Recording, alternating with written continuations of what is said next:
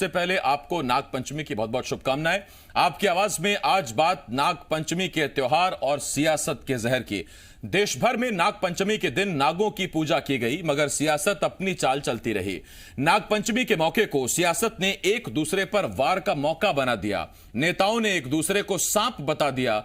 एक तरफ से बयान आया तो पलटवार उससे भी ज्यादा जहरीला था।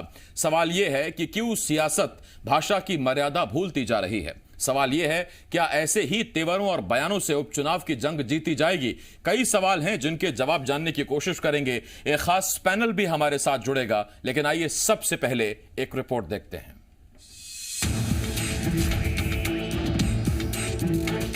नागपंचमी पर जहां देश में लोग पूजा अर्चना में जुटे रहे, तो वहीं सियासत अपनी चाल चलती रही।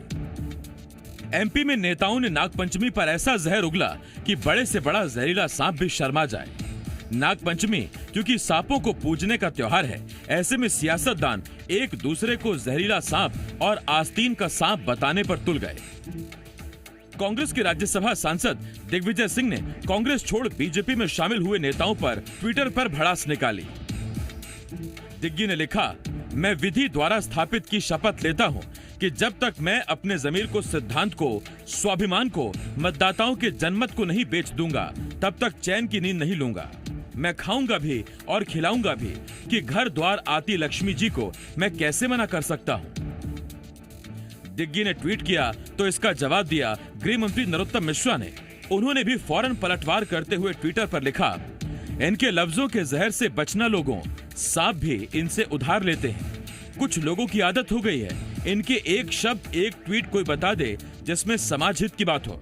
जब भी उगलते हैं, आग ही उगलते हैं। इसीलिए पहले पार्टी से, फिर जनता से दरकिनार हुए और अब ट्विटर भी दरकिनार कर रहा है। ट्विटर पर यह लड़ाई जारी थी ही कि तभी एक और ट्वीट हुआ।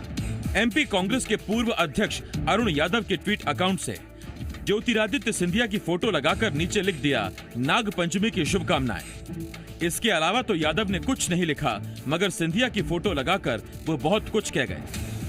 कांग्रेसी नेताओं ने ट्वीट पर तो जहर उगला ही, इसके साथ ही सागर के सुर्खी विधानसभा के बिलहरा में कांग्रेस के प्रदेश उपाध्यक्ष कमलेश साहू ने कार्यकर्ताओं से मुलाकात के दौरान परिवहन मंत्री गोविंद सिंह राजपूत के खिलाफ जमकर आग उगली। आप नाम लेते हो ना, गोविंद गोविंद गोविंद, है कौन ये गोविंद? आपका बना एक टुच्चा इंसान, एक टुच्चा इंसान यहाँ बैठा है। ये डर निकालो भैया।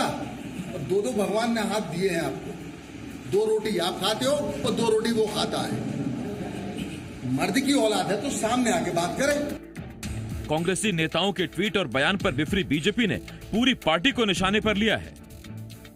सिंधिया जी ने अपने स्वार्थ के लिए कांग्रेस नहीं छोड़ी, बल्कि जनता के हित और कल्याण के लिए कांग्रेस छोड़ी। ये ट्वीट केवल आपत्तिजनक ही नहीं है, बल्कि शर्मनाक भी है। और मध्य प्रदेश की राजनीति में इस तरह का शर्मनाक राजनीति करने का स्थान किसी को नहीं मिला है। अरुण यादव जी को चाहिए कि वो जनता के बीच आए और सार्वजनिक रूप से इस ट्वीट के बारे में माफी मांगे। पहले वो अपनी पार्टी में एकता बना ले कि वो कौन कौन से दिग्विजय सिंह नांग है, या कमलनाथ नांग है, या फिर अरुण यादव जी नांग है। उनमें तो पता ही नहीं कि अपनी ही पार्टी को खा रहे। भी तो सिंधिया जी ने तो एक जनता के लिए, किसानों के लिए एक पार्टी को अपना समर्पण किया है। वो नांग नहीं, वो शेर है। अब सवाल ये उठता है कि क्या इसी तरह के बयानों के इस्तेमाल से उपचुनाव की जंग जीती जाएगी? सवाल ये, क्या सरकार जाने का गम कांग्रेस को अब तक ऐसे सता रहा है कि वो हर पल बीजेपी में शामिल होने वाले विधायकों को कोस रहे हैं? और सवाल ये है, क्या सियासतदान समाज को इसी तरह की भाषा की सीख दे रहे हैं? सागर से अतुल अग्रवाल, ग्वालियर से शैलेंद्र सिंह के साथ संदीप भमरकर, जी मीडिया, भोपाल। तो ये आपने सुना, ट्विटर पर एक दूसरे को नाग बताया जा रहा है, सांप बताया जा रहा है। कोई कह रहा है कि ये सांप है, दूसरा कह रहा है कि ये सांप तो इनसे भी उधार लेते हैं, ये तो इतने बड़े वाले जहरीले सांप हैं। खैर, हमारे साथ तीन खास मेहमान जुड़ रहे हैं। हमारे साथ पूर्व मंत्री लाल सिंह आर्य साहब, पूर्व मंत्री चौधरी राकेश सिंह चतुर्वेदी जी और हरीश दिवेकर मेरे सहयोगी हमारे साथ जुड़ रहे हैं। मैं आप तीनों का बहुत बहुत स्वागत करता हूं। सबसे पहला सवाल चौधरी राकेश सिंह चतुर्वेदी साहब से, क्योंकि आज इनकी तरफ से ज्यादा आग उगली गई है। तो चौधरी साहब, आपसे पहला सवाल, अच्छी खासी सियासत थी, जंगल बना दिया साहब।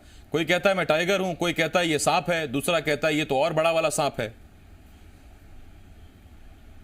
जी आसिफ जी, किसी दिवस के उपलक्ष्य में कोई ट्वीट करना, चाहे जिस दिन हनुमान जयंती हो चाहे अन्य कोई अवसर हो, लेकिन हाँ इस बात का ख्याल रखना चाहिए कि हम अपनी राजनीतिक प्रतिद्वंद्विता को कहीं इस स्तर पर नहीं लेके आए कि जो हमारे सिद्धांतों से भी कमजोर पड़ जाए। मैं समझता हूं और भी कई तरीके हैं हमें राजनीतिक रूप से किसी राजनेता का विरोध करने का, और वो तरीके भी अपनाना चाहिए। लेकिन जिस तरीके से एक बार और प्रतिवार हो रहा है, एक दूसरे पर ये आरोप लग रहे हैं कि कौन कितना गिरा हुआ है, कौन कितने गंदे शब्द इस्तेमाल कर सकता है, ये मध्य प्रदेश की राजनीति के लिए मैं समझता हूँ दुर्भाग्यजनक है। और जो बच्चे सीखेंगे, जो नई जवान पीढ़ी आएगी, वो ऐसे ट्वीट अगर इन बड़े नेताओं को देखेगी और जो भी कर रहे हैं, चाहे कोई मंत्री हो चाहे कोई भी व्यक्ति हो, अगर उसको देख के बच्चे क्या सीखेंगे?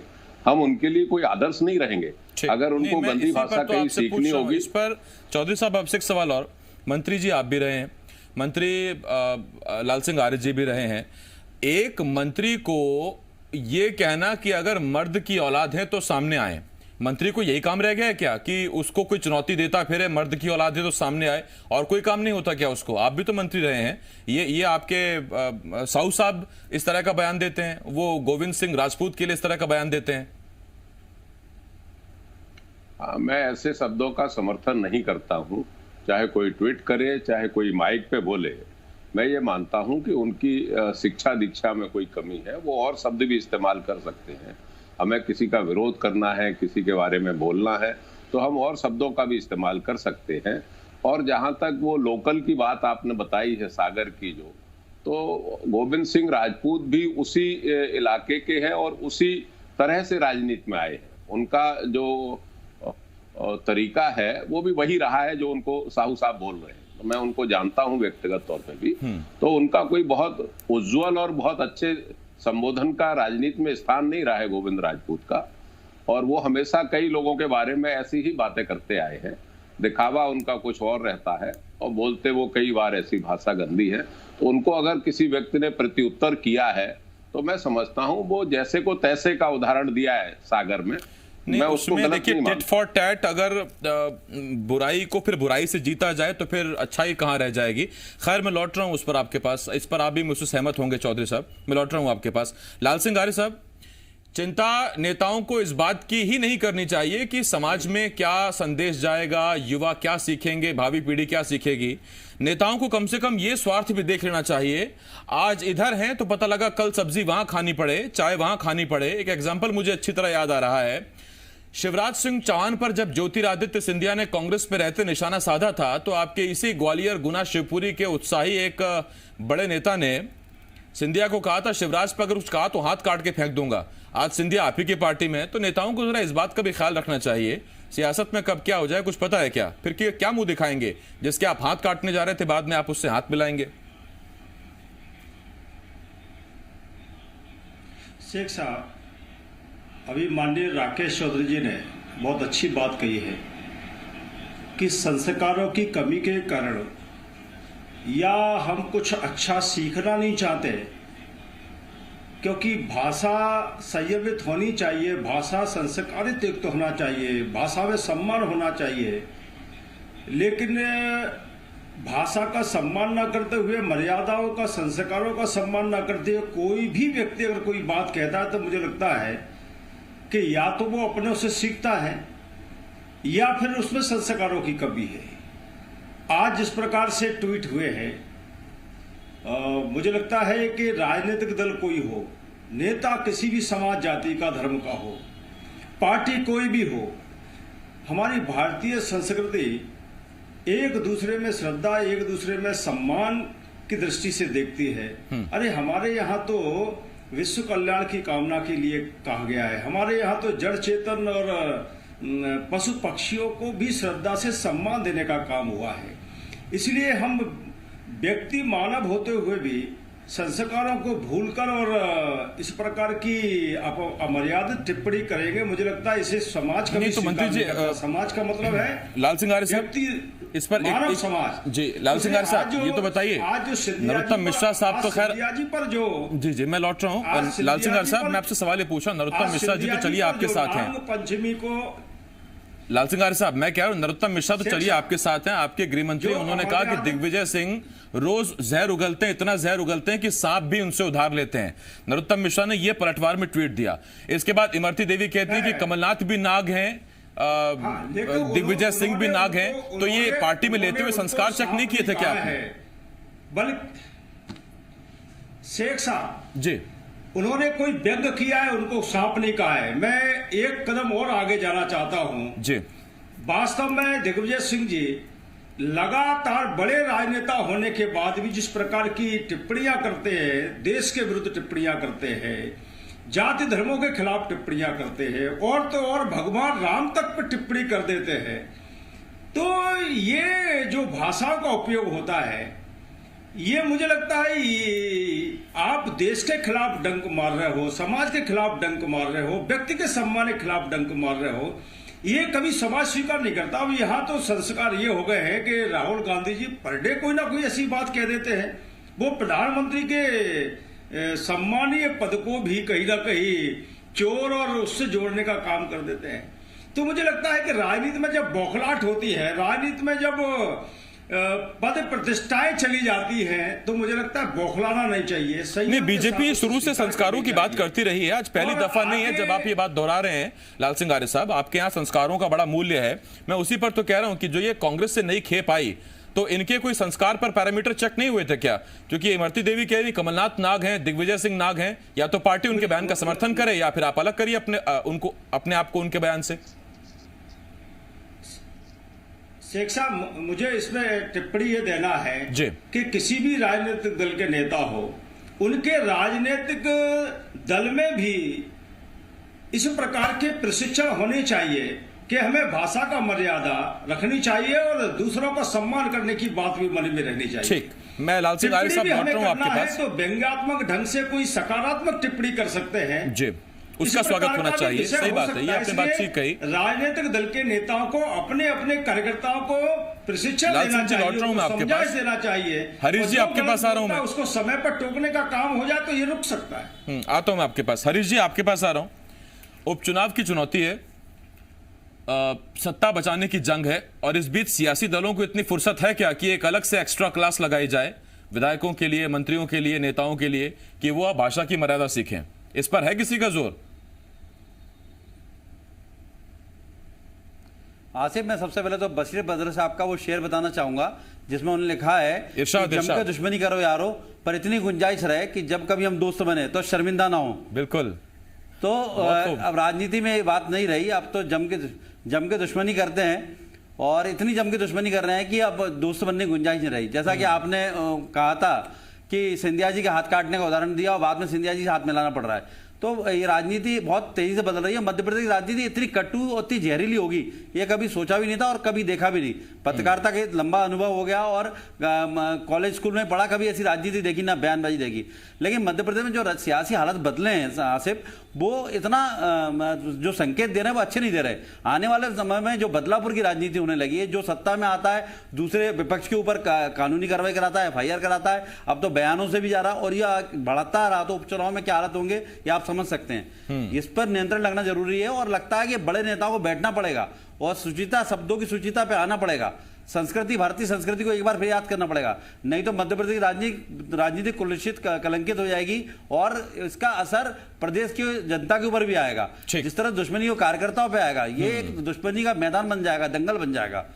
तो इसको सोचना होगा नेताओं को, नहीं तो ये बहुत ही बुरी स्थिति में जाने वाला है। नहीं, जंगल तो बन ही गया। देखिए साहब, जब जंगल में टाइगर भी आ जाएं, शेर भी आ जाएं, सांप भी आ जाएं, तो फिर वो कहाँ समाज रह गया, वो तो जंगल ही हो गया। खैर, चौधरी साहब मैं आपके पास आ रहा हूं। चौधरी साहब, क्या कभी मन में ये विचार आता है कि आपने जिस दौर में सियासत कर ली, अपने सियासत के सबसे बेहतरीन दिन गुजारे, वो मर्यादाओं, नैतिकताओं के अच्छे दिन थे, उसमें ना तो विधायक रिसोर्ट पॉलिटिक्स हुआ करती थी, ना इस तरह के जहरीले बयान हुआ करते थे, और मध्य प्रदेश की स्वच्छ राजनीति की मिसाल बाकी प्रदेशों में दी जाती थी? हाँ बिल्कुल आसिफ भाई, मैंने वो दौर भी देखा है विधानसभा में। नेता प्रतिपक्ष पंडित श्यामाचरण शुक्ल हुआ करते थे, मैं एमएलए था विपक्ष में, और सुंदरलाल पटवा जी चीफ मिनिस्टर थे। तो हम लोग उनसे ये कहते थे कि आप शुक्ला जी कभी तीखा बोला करिए, कभी ऐसे शब्द बोला करिए जो पटवा जी के खिलाफ। तो उन्होंने कहा भाई मैं देखिए, मैं जो पढ़ा लिखा हूँ, जो मेरे संस्कार हैं, मैं उन्हीं शब्दों का इस्तेमाल करूंगा। ये बातें मुझसे नहीं बोली जाएंगी जो स्तर के नीचे गिरी हुई। जहां तक भाई लाल सिंह आर बहुत विद्वान भाई है हमारे, अब वो जो बात नरोत्तम मिश्रा जी ने कही कि आग उगल रहे हैं, जहर उगल रहे हैं, वही बात को ताकीद कर दिया हमारे भाई लाल सिंह आर साहब ने कि डंक मार रहे हैं, डंक मार रहे हैं। ये दो उदाहरण मैं आपको दे रहा हूँ आसिफ भाई जी। एक मध्य प्रदेश के मुख्यमंत्री रहते हुए शिवराज सिंह जी ने ये कहा कि माई के लाल कोई नहीं है मध्य प्रदेश में, जो कौन है माई का लाल, बोले जो ये रोक पाए। तो माई का लाल मतलब आपने एक आम आदमी के, आम बच्चे की मां तक आप पहुंच गए। दूसरा भी इन्होंने जिक्र किया प्रदेश के प्रधानमंत्री जी का।